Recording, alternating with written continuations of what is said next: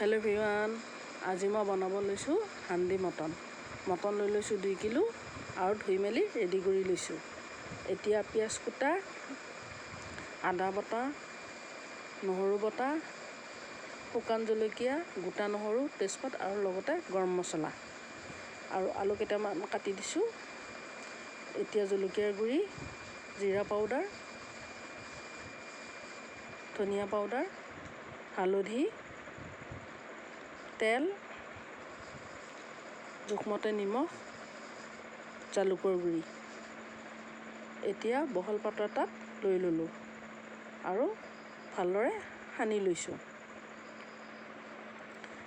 30 minute সময় থৈ দিছোঁ আৰু এতিয়া বহাবৰ কাৰণে ৰেডি কৰিছোঁ। সেয়েহে কাশ্মীৰী পাউডাৰ অলপ দি আকৌ পুনৰ হাতেৰে লাৰি দিছোঁ। এতিয়া হান্দিটো আনিব প্ৰথমতে ধুই মেলি ৰ'দত শুকাই লৈছোঁ। লৈ এতিয়া তেল অলপ সানি অলপ তেলো দি দিছোঁ। যিহেতু মেৰিনেট কৰোঁতে তেল দিছোঁৱেই, সেয়েহে তেলৰ পৰিমাণটো কমাই দিছোঁ। দি গোটেইখিনি পাত্ৰটো দি অলপ পানী দি ঢাকন মাৰি জুইত তুলি দিলোঁ।